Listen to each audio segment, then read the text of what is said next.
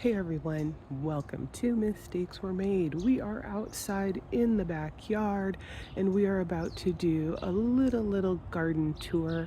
I figured this would be a good way to kind of show where things are in the garden as we are just kind of getting started with planting and all of that. And I can take the opportunity to kind of give you guys an update on the job hunt and the unemployment situation, since I did manage to forget to include that in the last update. So first and foremost, here is what we are working with as far as the garden is concerned.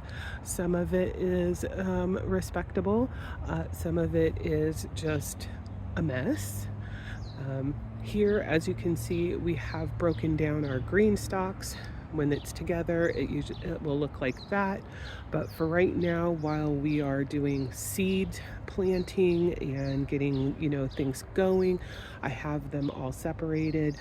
We will eventually put the stacks together. So in here, I've got some, I think, radishes.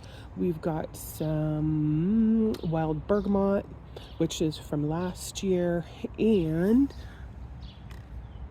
some carrots have been planted. We'll see. Sometimes they're fiddly, whether we get any good growth there. This is our strawberry green stalk. Last year it was completely full of strawberries. Not all of the plants managed to make it. In fact, it looks like we're going to have to remove one over here. So what we're going to do is we're going to go back to what we did the previous year and fill in these empty pockets with beans and probably a couple flowers here and there. But, for the ones that are here, they're looking pretty decent. And hopefully we'll get some good growth for strawberries during the year. And I will say that last year we had strawberries all the way until, I want to say at least September, maybe even October. Okay, over here we've got some more radishes. Yep, more radishes. We've got some different spinach and lettuces that have been planted. Some seem to be sprouting, others not so much. More in the lettuce categories. My chervil, I keep on trying to grow and it never wants to germinate, so we'll see what happens with that. This is a weed. Here we've got our marjoram. This has overwintered from the previous year. It was looking a little rough, so we cut it back. I'm very excited to see, that this is actually coming back, so that's great. We have some more carrots that aren't really doing a whole lot in here. This is one of our thimbleberries that we got as bare roots. Only $5, which is, I think, a very great deal, and it seems to be doing okay.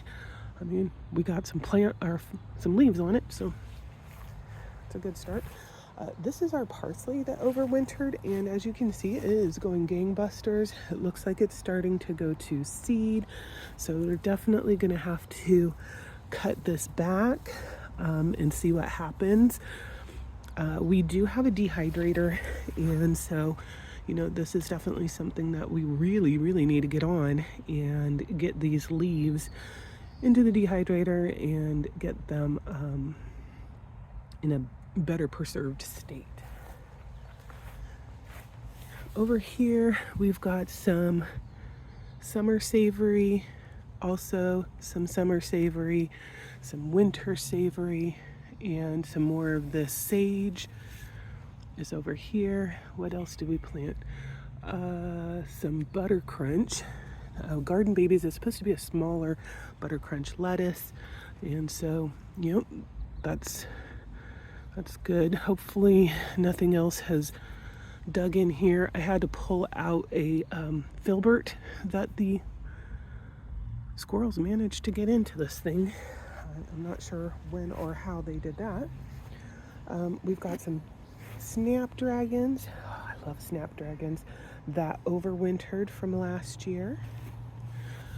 We have some broccoli that also overwintered from last year.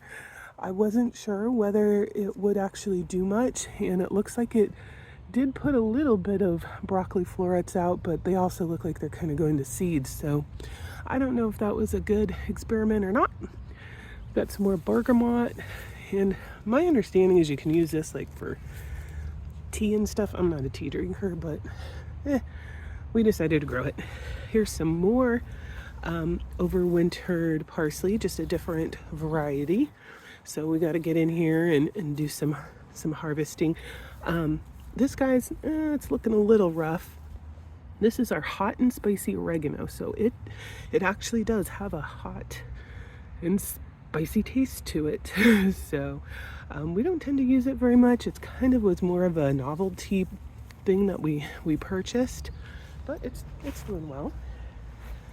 This is our lavender, which I'm very happy to see made it through the winter. And over here we have lingonberry. This is Mr. M's plant. Nice to see some nice new growth. Got lots of little flowers, so maybe he'll get some berries to do stuff with. This is the raspberry shortcake. I had actually thought that I had killed it because I did trim it pretty low to the ground. The stuff that I read on the internet said that's what you're supposed to do in the winter, and so I did, and then it didn't look like anything had survived, but nope, it's bounced back. This one is fall gold raspberry, and as you can see, it seems to be thriving as well. So hopefully we will have two somewhat robust opportunities for raspberries. This is our honeyberry plant. It was also a novelty purchase. It was something we're like, oh, hey, let's give it a try. I'll be honest, I'm not a huge fan. People say that they kind of are like a twist on a blueberry. I don't find that they taste very good. And I don't know if that's just because the plant has been young, or maybe we've tried to harvest the berries too early, but at least so far, not the biggest fan of it.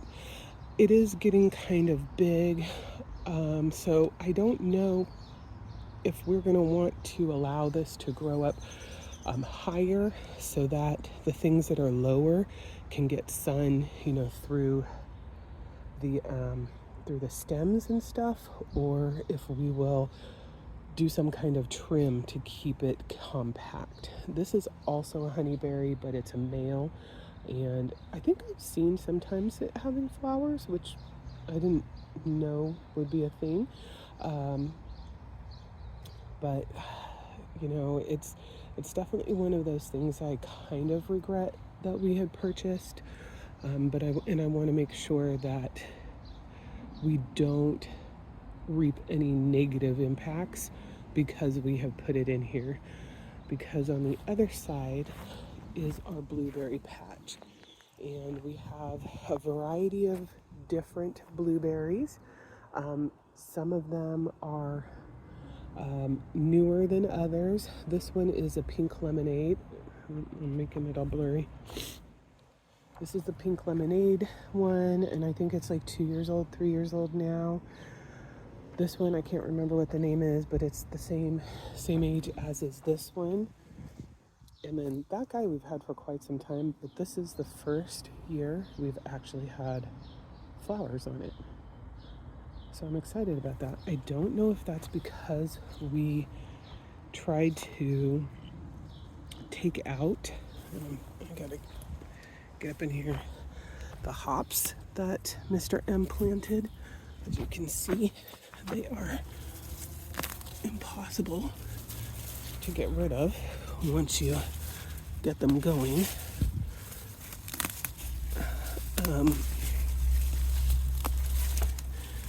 But previously they kind of took over, and I'm wondering if maybe they have something in their makeup that maybe affects blueberries negatively. But I'm excited to actually see flowers on here.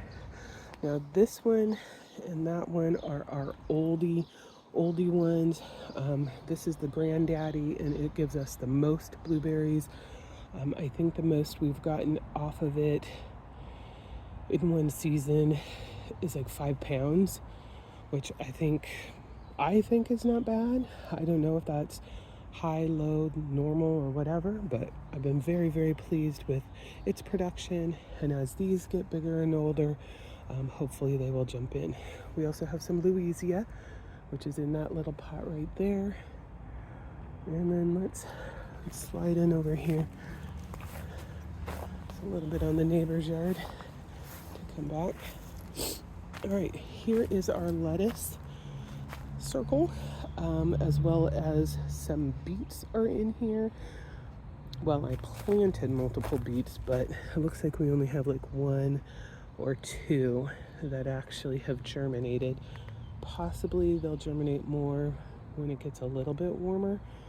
We'll see. If not, then I can always put like 1 or 2 more and just have it hopefully germinate later and have multiple rounds. But we do have different kinds of lettuces growing in here, and hopefully keeping this netting on here not only keeps the squirrels out, but will keep the slugs out too.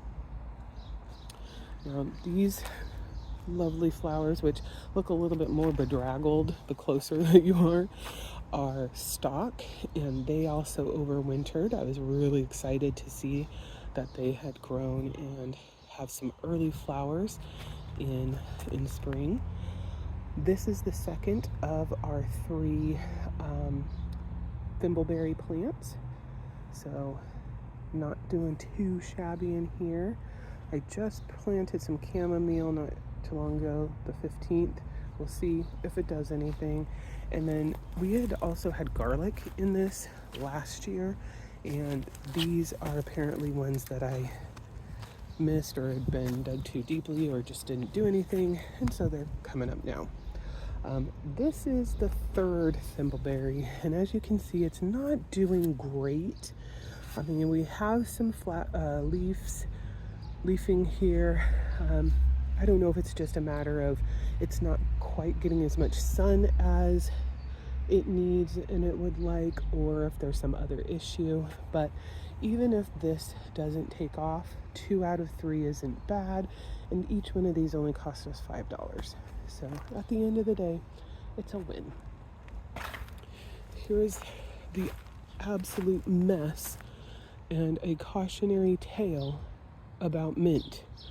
Do not put mint in where it goes into the ground.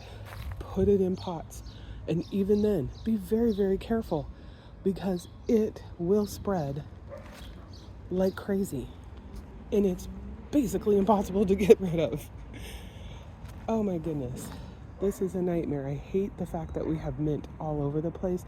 It does smell lovely when you weed whack it to try and get rid of it, but as you can see, it just gets everywhere, and it becomes a hassle and a weed at some point.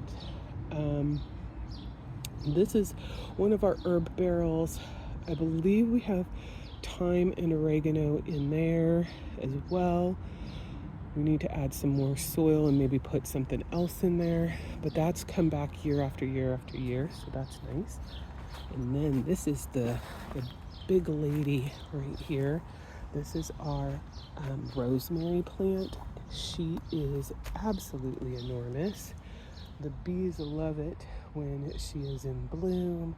It's beautiful, it's big, and when we do have to trim it down, which we probably should be trimming it sometime soon, it means that we can dry this and have a ton of rosemary, dried rosemary, and then also have enough to make rosemary powder, which we find a useful application for rosemary as well.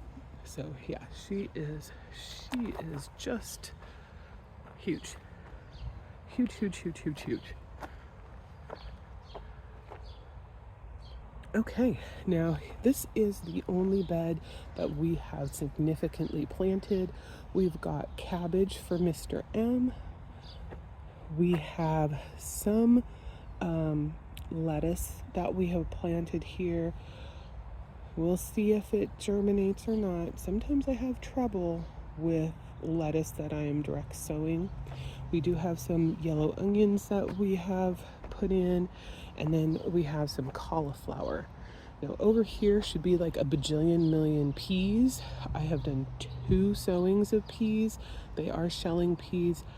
I think the peas might be old because, as you can see, we've only gotten 1, maybe 2 things to actually germinate on this side, and the same is true over here.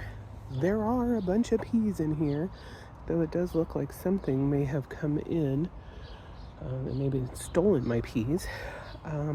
So we may not have a pea harvest this year, or a very paltry one. These are actually, so the level of the beds compacts and sinks, as the years go on. We did the hugelkultur method, which means, putting logs and big, organic items down in the bottom, so it's not all just soil.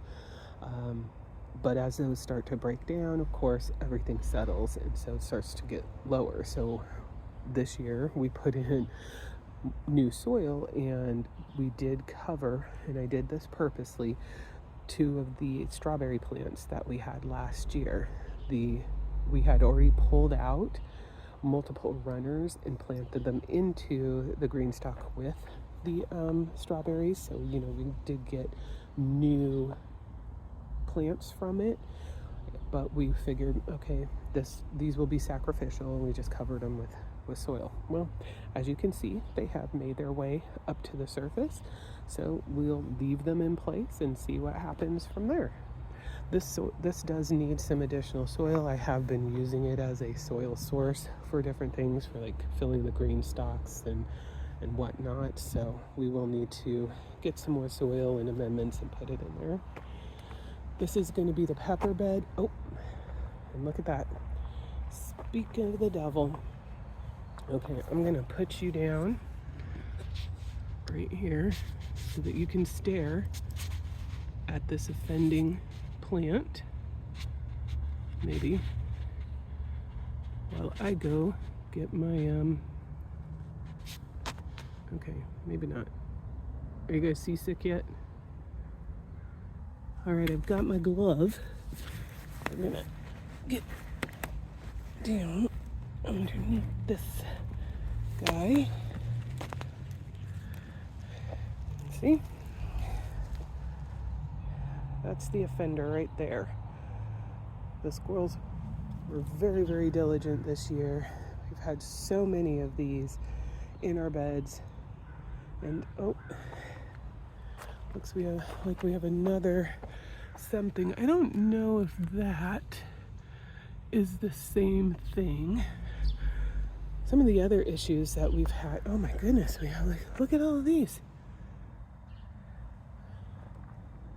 These have just cropped up.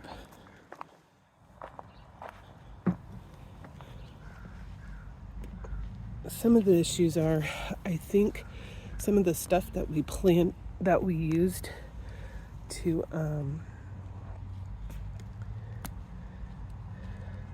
put in the bottom of these, maybe they're still alive and are putting up shoots, because I'm never really entirely sure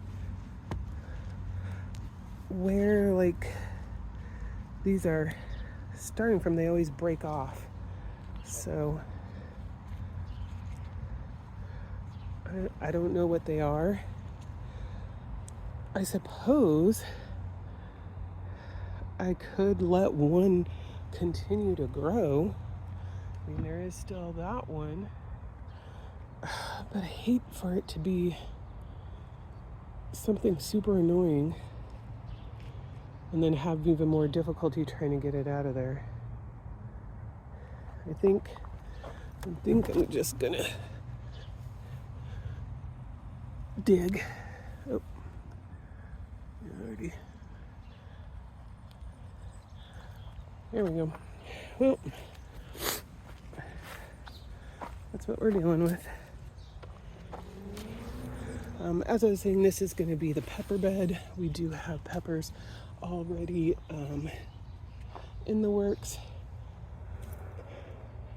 Oh, that didn't go very far. I'll pick it up later. But it's too early to put them out. This is going to be the tomato bed, though I put a little bit of chamomile in here if it grows great. If not, then it doesn't, and we'll find some other flowers to put in. We do have some pots that we had planted out last year, and they're doing their thing. This looks like the yarrow is actually going to flower this year. It did not last year, so that'll be great. We have the same over here with the snapdragons from last year. Love to see that they have overwintered. We have some new yarrow that I planted that we started this year. And I think that might actually be a radish right there. Anyway, so that is what's going on in the garden.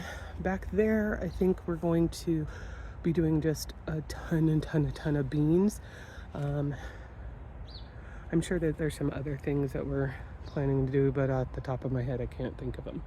All right, so we are already 20 minutes into what was supposed to be a quick little tour. So what is going on with the job hunt as we wander the perimeter of the garden? Some calendula that decided to make its life right here in the path stuff, which I'm fine with. It's pretty. So I think the last time we spoke, I had told you about the incredible difficulty that I was having getting any kind of contact with the unemployment department, and that included trying to utilize their contact us page, which they recommended still to this day, and it's been well over a month since I attempted to contact him through that. I have not gotten a response. I also tried to call at varying times during the day, receive either busy signals or automatic hang-ups, or if I actually got through to their automated system and made my selections and was put on hold, I was on hold for 3 to 4 hours, up to the point where their business hours were over, and it was clear nobody was gonna be responding at that point either. So I did end up going into the office at the job source location, and this is not exactly the unemployment office. It's not specifically geared to do unemployment like setup and things like that, but it is related to it, and they do have like job placement opportunities. They do have trainings. They have things to help you with your resume, interviewing, tips and tricks, and all of those sorts of things. So I went in there hoping that somebody would be able to help me. And as part of the process to get signed up for unemployment, you do have to go do an orientation at the job source or work source location, at a job source or work source location. So, it wasn't out of the realm of possibilities that they'd be able to help. So I went in. I didn't have an appointment, so I did have to sign on, as a walk-in. I was only there for about, I would say, an hour before somebody was able to help me. And I brought my Kindle, so I just read for the hour, so it really wasn't that bad. And when you consider that versus sitting on hold for 3 to 4 hours, I'll take it. I spoke with a very helpful and kind gentleman, and after some initial confusion about where I was having my issues, because this entity, I guess we'll call it, does have their own website, and he was thinking that I was having difficulty with their website. He let me know, oh yes, I do have the ability to get into the unemployment website. So he went in, he saw that yes, there was an account or whatever set up under my name. So we did the whole, hey, tell me your name, your full first name, full last name, middle name, birth date, and all of that matched. And then he asked, and he's like, okay, and we've got an address in North Carolina. And I could tell that my face must have done something weird because he was like, oh, is that like an old address? And I was like, no, I don't think I've ever even been to North Carolina, so I don't know where that came from. He was like, aha, that is the problem. So somehow this record that was created, and I don't know how or why it was created in the first place, had a North Carolina address for my address. We got it fixed. We got my new address on there, and I asked him, I'm like, okay, so do I need to be concerned? Has there been fraud? Has somebody been, trying to get services underneath my name? And he said, to be honest, looking at this, there really isn't anything that jumps out at me to say that this is an issue of fraud. It looks like there was just an error made. I don't know how it was made or why it was made, but I'm not seeing anything that makes me think fraud immediately. So, I was like, okay, well, that makes me feel a little bit better. And then he did say, when we go and get your account started so that the letter that you've been trying to get sent to you actually does get sent to you, and once you get that and you actually create your account, or at least link your activities to the data that's already in the system, those activities will be reviewed. And if there is anything that raises a flag of fraud, it will go to a fraud department. They will do their investigation and determine, what their findings are. And he did tell me, even if there is fraud or a concern about fraud, it might be that I will never know that there was even a red flag that was triggered, especially if they do their investigation and determine that there is no fraud to be concerned about. A lot of times, all of that investigation is done in the background, and then there's nothing that they actually need from the person, so they'll handle it all, and you won't even know that there was a blip. That I don't know if I feel great about, but it is helpful that if there is something that is concerning, that they'll presumably already be on it. So we did do take the steps so that it would send me the letter, and then we had a conversation for probably like 30-45 minutes, kind of about what the job market looks like right now, and his suggestions on how best to make contacts with people, because nowadays sending resumes in is just like sending it into a black hole, and you have no idea if it's actually even going to be seen by a person. And while I did agree with that, he had a method that he suggested, and I'm not going to go into the details on it just because it's a long drawn out thing, but it was not something compatible with my personality. I'm too introverted to do what he was suggesting would be a good idea. Anyway, so we got that handled. I went home. For the entire process, I think took about 2.5 hours, 2 hours and 45 minutes. So time well spent. So now at that point, it was just a waiting game. I was now waiting for that letter to arrive. And according to him, it should take anywhere from 2 to 5 business days, because it was just coming from the capital. And so I'm waiting and I'm waiting and I'm waiting. And once we got to like day 4, I was really, really nervous because I'm like, oh my goodness, there can't be something else wrong. Why hasn't it gotten here? I shouldn't have worried because on the 5th day it did actually arrive. And so I was finally able to get signed up. I was able to get in and link my information to a claim. Now, this isn't a claim where I am putting, the activities that I did for every week.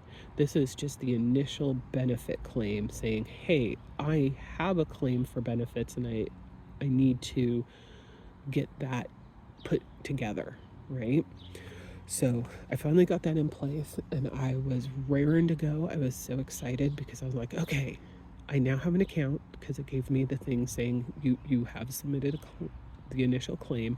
I was ready to go and start putting in all of the work activities I've done, because keep in mind, for the last 4+ weeks, I had been doing the activities that are required in order to get paid for the benefit. I just hadn't been able to put it in because of this issue.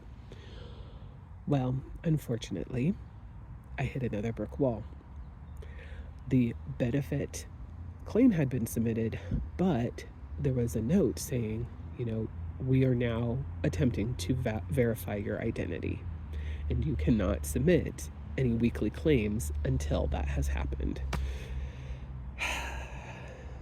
So I was sitting and waiting. And keep in mind, for this process to happen, the people that are already super overwhelmed have to be available to look at stuff, right?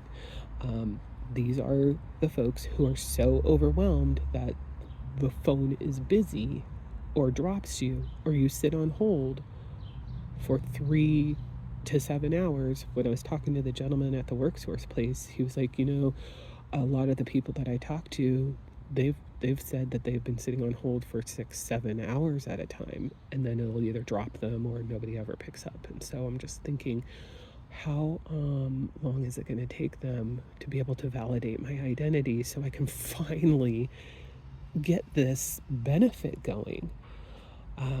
Luckily, it didn't take, in the grand scheme of things, it didn't take as long as I was thinking it would. But I finally got a notification that there was new activity on my account. So I went in, and hallelujah, there was finally an opportunity for me to enter, my work activities. The downside is, as I suspected and as I was concerned about, they only allowed you to enter work activities for the week prior. And because my claim did not get entered and validated until, well after I had started to try to do the process, over a month after I first initially tried to do it, I could only put information in for that previous week. So I put my information in for last week, which I know they have a waiting week. So the activities that I did last week is not going to be eligible for me to be paid on, but I finally am able to actually get some information in. And so that means this week that we're in right now, the activities that I do, presuming that they meet the requirement, should be the first week that I would be eligible to be paid for. Now, the other thing about it is, because I have just put in that first claim, I don't yet know, because there's stuff about the benefit claim itself, like just the main process, that are still ongoing. I don't know how much I am going to be eligible to receive each week either. So they say, just submit the stuff, and then, you'll find out how much you're eligible to have, and then, you can go from there. When I was doing it, there were not very many options as far as like taxes. You had the option of, yes, take 10% federal and 6% state out, just take 10% federal, just take 10% or 6% state, or don't take any taxes out at all. Those were the only options. There was no opportunity to request a different amount or anything like that. So of course I went with, the most that could be taken out. I also did put in, because they did have a section of, did you earn any money during the week that you were claiming, and so I did put any Etsy and YouTube earnings, gross earnings, because that could potentially impact how much I receive. I didn't make very much during that past week, so I don't think it's gonna have any impact, but obviously we'll see. What else?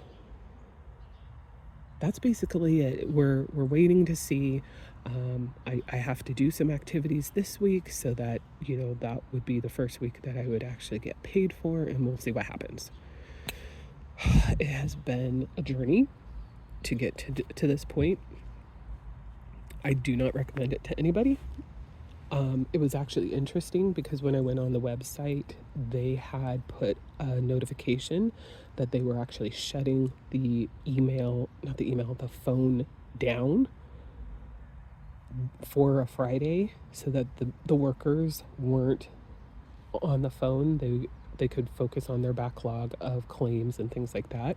I think that's very indicative of just the overwhelming volume that they're dealing with, and the fact that they might be understaffed, that they actually turned off one of their biggest methods of contact just so their people could focus on getting stuff completed. So that's where things are on the unemployment side. We are still waiting to see how much I'm eligible for on a weekly basis, waiting to see if my waiting week claim gets approved, and then of course subsequently I'm going to have to be doing all of the exercises. The other thing that I'm going to have to do is set up an appointment with the WorkSource location to do an orientation. That is a requirement, and I think there's like a 2-week range that I can get it done, and if I don't get it done within that time, then my claim, I don't know if my claim gets denied or if it just gets put on pause or on hold, but I won't be able to receive any money. So the downside is, when I was looking to go to the job source place initially to get my setup issue fixed, I thought about setting up an appointment, but they were booked out 2 weeks. It was over 2 weeks before an appointment was available. And I don't see that being any different now. So I think what I will do, I do have to wait for another letter to arrive. That has little checklist tasks of things I need to do. Once that gets here, I think I'll just do another walk-in situation and hopefully get that knocked out. During that, my understanding is they'll do like some kind of skill match thing and stuff like that. So it'll be interesting, and it is something that I can claim as a work activity as well. All right, so that is the unemployment side. As you can see, the sun has come out. It is a lovely, lovely day. At the moment, I'm just sitting here in the garden. This is something we had, beautiful, beautiful, beautiful weather just recently, and I literally sat here in the middle of the garden for a couple of hours with my Kindle and read my book, and it was wonderful. I think it helped. As you can probably hear, I still am a little sick, but I really do think it helped getting out into the sun, getting some of that vitamin D. But anyway, this is going to be a long Saga video. Actually, maybe I'll move.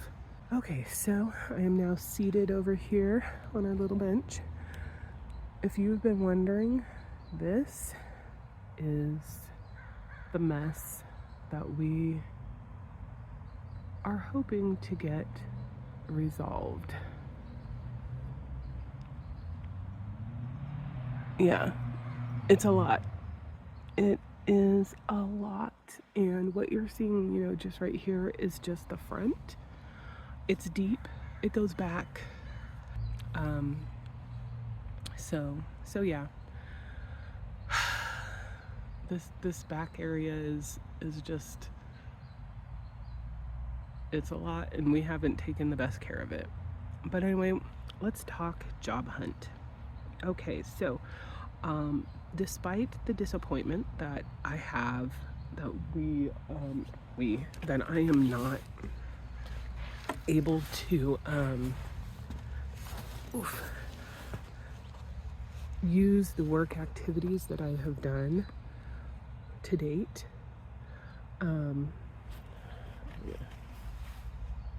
Take the flippy flops off. For unemployment purposes, the bottom line is, I'm still taking action and activities to find a job. Whether I get unemployment benefits because of those activities is kind of, in my opinion, like a cherry on top, right? So I talked to you guys previously about the part-time job that was in the industry that I just left, that was doing a job that I really, really enjoyed when I was working in that industry. It's where I started out, but is part-time. And the wage that was being offered, there was a range, and on the low end, it really wouldn't be suitable. And at the high end, it's still not great because of the part-time piece of it. If it were full-time at that higher range, it would be doable. So I was hemming and hawing, and at the end of the day, I did decide to apply. I then kind of sat and waited because the person that needed to, take action was on vacation. But about a week and a half, 2 weeks-ish, after I applied, I did get in contact with the billing manager. And we had a quick conversation about 10-15 minutes where she seemed really excited about my application, and it really did seem like she was interested in having me come on board, and she made some hints that the opportunity for full-time might be there. It might be there sooner than later. So I found that to be a little bit encouraging. We set up an interview, and later in the week, we had a phone interview, which usually takes about an hour. We actually spoke for about an hour and 45 minutes, hour 40 minutes, hour 45 minutes. We had a lot of things actually in common, just with our experiences in that particular industry, and kind of how our thoughts about certain situations that are common, kind of melded. It was very interesting because, and I'm trying not to read too much into the conversation, because I don't want to set myself up for disappointment or anything like that. But it did kind of feel like she was already envisioning me on staff and kind of looking to the future of what having me on staff might mean. And the reason that I say that is because she really spoke a lot about the ways that the company supports and tries to hire and promote from within. She talked about some of the kind of mentoring and teaching opportunities that they have for people going into leadership. And she flat out did ask me, obviously you are not applying for a leadership role today, but is leadership something that you're still interested in, or is it off the table? And I let her know, it's not off the table. I'm just a little burnt out after, dealing with the bankruptcy and all of that. And I really enjoy doing the billing aspect of this job and not having that responsibility and things like that. I think would be a nice kind of palate cleanser, as it were. And it was interesting because she kind of was telling me about the dynamics of the team and how, she has somebody who is in a bit of a leadership role, but that person's very comfortable with where they're at. And she was looking at possibly seeing if she could take on more responsibilities because another person was, I don't know if they were moving, retiring, leaving the company, or what it was exactly, but that there might be an opportunity for her to, increase her skill set and cover different things. But the problem was, who would then take on the billing, managing or watching over the billing aspect, because billing billing happens in the afternoon and evening, and a lot of the things that she's doing right now, she needs to be there in the morning, so she's kind of straddling that line, which is something that I ended up doing for a big portion of my supervisory career at my old company before we started merging into the parent company, and the billing aspect of things was completely separated. I was the supervisor of both the billing side, which was at night, and a dispute resolution and rate audit and all sorts of other back end things during the day.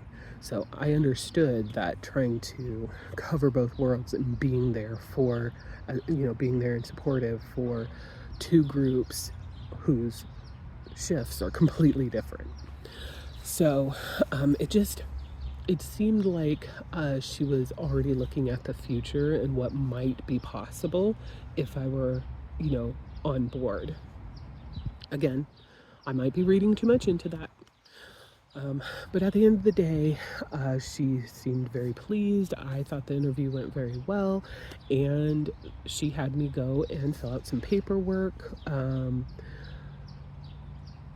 because at the end of the interview, she did a provisional offer, and she showed it on her screen as she was filling it out. She sent it to me, and so I did agree to take the part-time position.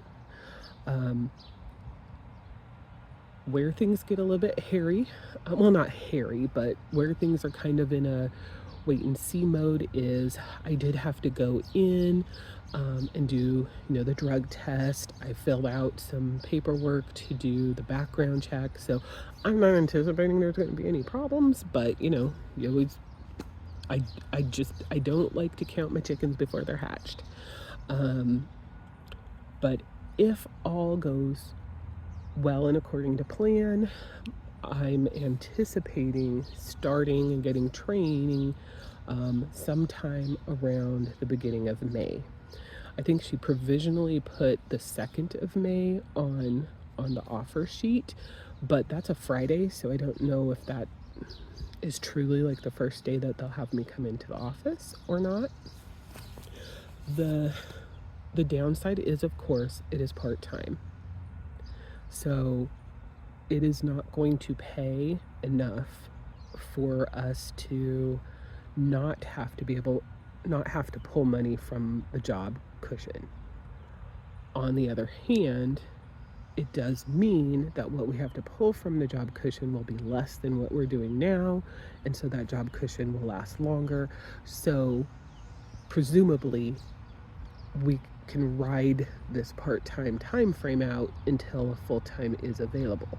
And she did, kind of hint at, as I mentioned during the first call, but she also did it during the interview, that she thought full-time would be available. They do need people. They are working 2 to 4 hours of overtime every night, so they do need bodies. But of course, you know, you only have so much budget and da da da da.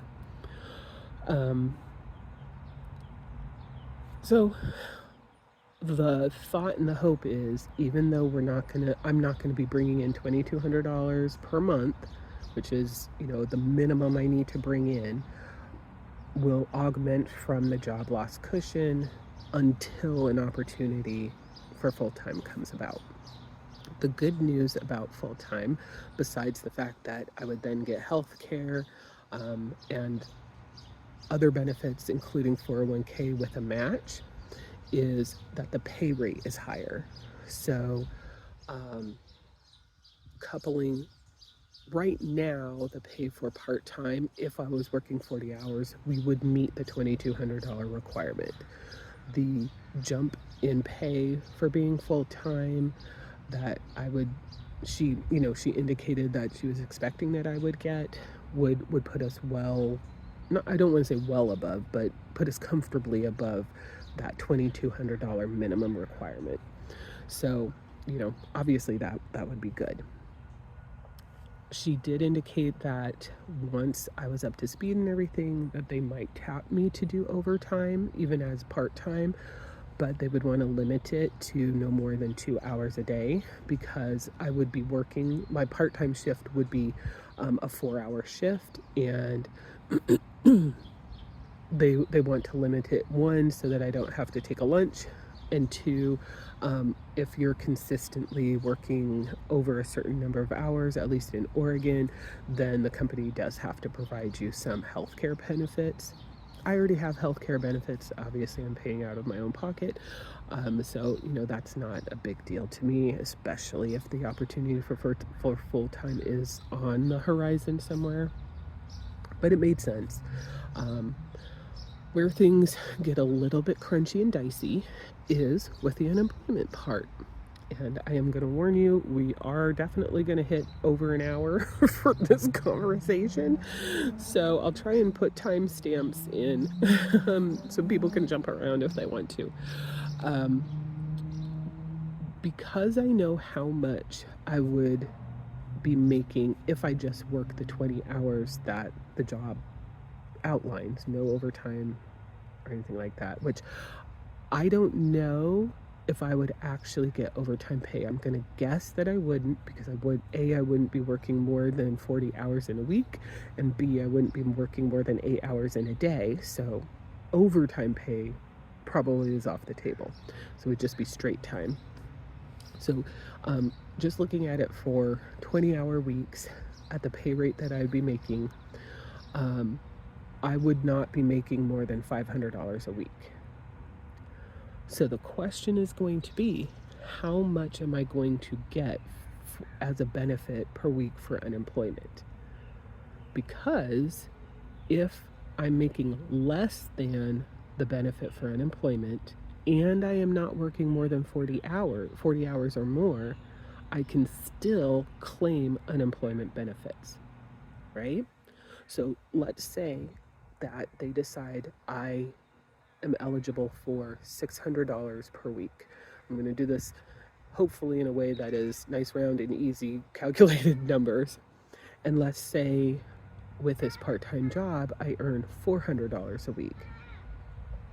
The rules for Oregon are you can make up to 10 times the minimum wage, which right now I believe is $15.95. So I could make up to $159 in a week, or 1/3 of whatever benefit amount you are allotted, whichever one is higher. So if I'm allotted $600, 1/3 of that's $200. So if I'm understanding everything properly, I could make up to $200 a week gross and not have any impact on my benefit dollars that I would receive.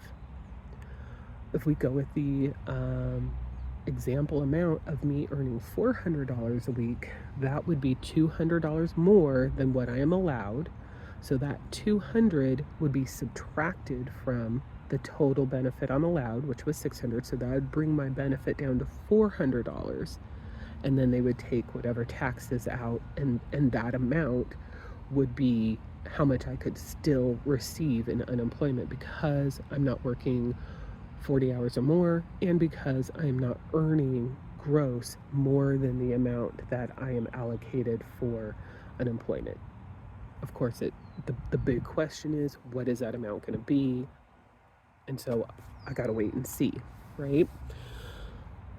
The other big question is, will it be worth my time and effort to do those 5 work-seeking activities, including applying to at least 2 positions every week that I am working part-time in an effort to recoup some of that unemployment benefit that I am eligible for, and this is following the rules, or is that kind of, I don't want to say a wasted effort, because obviously if I'm getting benefit from it, it's not wasted, but is it more time and energy than I want to spend? The other side of that is it fair to places that I'm applying to if it, at least in my mind and expectation, I am basically waiting for a full-time position to open up at the place I'll already be working for me to be applying to these things. So I'm basically applying knowing that I'm not going to be available to take these roles on, and I would only be applying so that I can receive the benefit, the unemployment benefit. I don't super feel comfortable about that idea. I know that there's folks who would say, these jobs would drop a person in a hot minute. They don't really care about the people that they employ. They ghost folks all the time. So you're working within the strictures of the law, and there's nothing wrong with that. And which, true enough, but it makes me a little uncomfortable.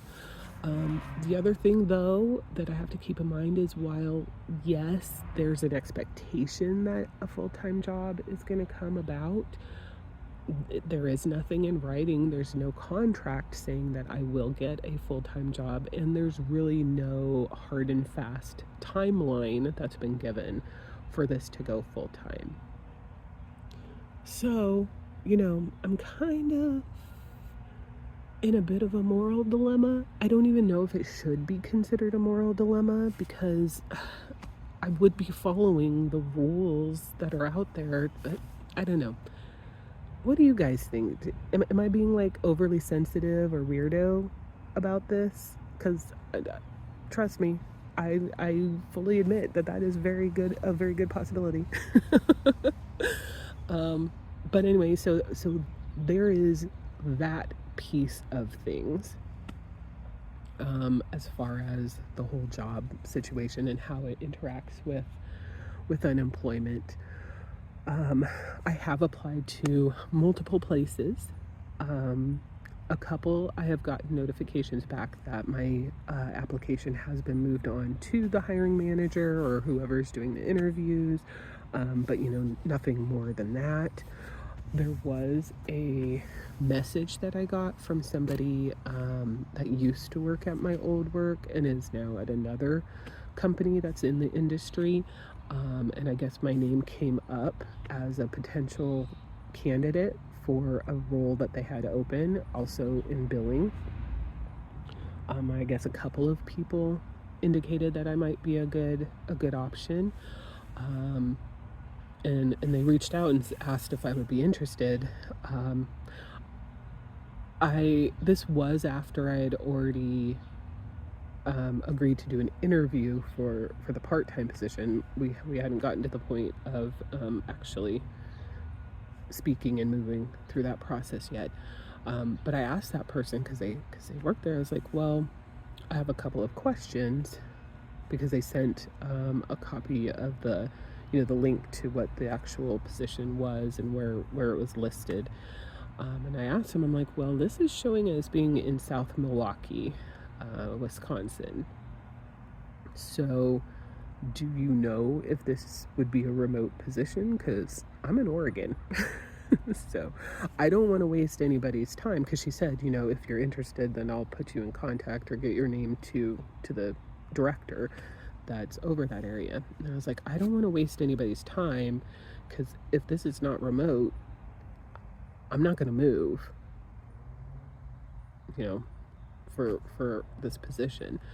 And then I also asked, being that you were a former employee at the place that we both worked, and you are now have been at this company for a year and a half, because she did mention that in her message. What are your thoughts about the company? How do you feel it supports its employees? And considering where I have come from, the fact that we went through the bankruptcy and the unexpected has happened, do you have any concerns about the near future, especially considering the economic climate that we're in and things like that? I haven't heard boo since then.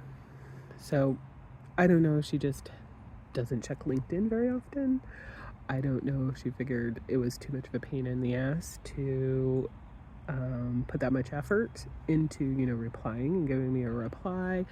I don't know if she read between the lines, because it actually isn't a remote position, and decided not to give me the courtesy to let me know, yes, this is not remote, and she just kind of figured that was the end of that. I don't know. No response. But yeah, that's kind of where things landed, or where things are currently. I don't know. I think there's a thing of poop right there. Hopefully you can't see it now that my foot's in the way. I didn't even notice it until now, so sorry if you were staring at some dog poop. I'm like I said, I'm torn, at least for right now, because I am not yet actually officially on the job. I have for the part-time position. I am still going to be doing the job activities. So if all goes well this week, I would expect that the activities I do this week will be the first pay that I will get. Next week would be presumably the week where I do my first training at this new job, if everything goes through, and if that May 2nd date is actually when they would want me to get started. Personally, I would think you would somebody start on a Monday, but who knows? So that next week would be the second week that I would presumably be able to get paid for, and then we would start to kind of get into that dilemma of, do I still do the activities required to get unemployment benefit, reduced though it may be, or should I just stop and wait and see what happens with this job, whether it goes full-time a few weeks after I start or a few months after I start. And that's kind of how she put it. She's like, it could be a couple weeks, it could be a couple of months. I think she said couple to few months. I don't know. I am very, very, very, very excited. I am a little concerned because I haven't done this actual aspect of the job for probably about 10 years. So I'm hoping, my skill set is still there. It is production, so, you have to be meeting goals. And it's a new system, so being able to get up to speed on the system itself is also an area of concern. But I really do kind of love the idea of being part-time, because it would be a 7 to 11, 8 to midnight shift. So I would have mornings available to me. The other thing about it is once I was up to speed with the training, because the training is on site, I would then have the option on whether I want to continue to work on site or whether I want to work remotely. And just because of where this place is located, it's not in an area that I'm super familiar with, and I'm not really fond of driving at night anyway. I would definitely choose the remote option. Sorry, I had to do a really loud and gross sounding sniffle. So if I can hopefully get up to speed within a couple of weeks, hopefully at the most, then that would also resolve my concern about both me and Mr. M being out of the house in the evening, because Mr. M, of course, he works nights. And that was another concern that I had about us both being on the same schedule. Uh-oh, neighbors are making noise. Sounds like their dog might be doing something. Anyway, so, that would alleviate that concern. And of course, then I could continue to not have as much wear and tear on the car, not have to do commuting. There's just so many potential upsets that I'm trying really, really hard not to give myself too many expectations, because I don't want to be disappointed. But yeah, I really am hoping that this role works out, that I'm able to do what needs to be done, and that it will turn to full-time, because the pay would be just fine. The hours will be just fine. That's when I am most productive. I am a night person. And it would put us in a position where we can continue to pursue our goals. I would be covering the $2,200 that I need to as part of my share of the budget, plus some. So, there's a lot that is good and positive about this. And so I'm really hoping it goes well. Anyway, that said, there are some other positions that I have applied for that seem very interesting, some that are actually with, local and state government. So of course the benefits for those are very amazing. I am not sure what my choice would be if I did the interview and got to the point where they offered me a job at another location, or at another company, and it was a really good opportunity. If I would then attempt to do 2 jobs, depending on the hours that I'd have to work there, at the other job, and forego going full time, or and honestly, I don't know if I could sustain that. I know many people do work multiple jobs, and I give them all the kudos in the world, but I don't know that I could sustain that, just because knowing my own physical abilities and things like that. I don't know if that would be something that I could do. And so I'm almost kind of hoping that I don't end up in that situation where I have to make that decision, because I'd hate to turn an opportunity down, which of course then has ramifications about unemployment, but do that and then have full-time not manifest for far longer than we anticipate. So, I don't know. Anyway, I am at this point rambling. This is an incredibly long video, so if you have stuck with me through all of this, thank you so much. I know your time is precious, and it blows my mind that folks are interested in what's going on with my life, and the things that we are working on achieving and hoping to achieve. So again, thank you so much for watching. As always, if you have any questions, concerns, just want to throw a win that you're having in the whole hunt for debt reduction and making good financial progress, please note those down below in the comments.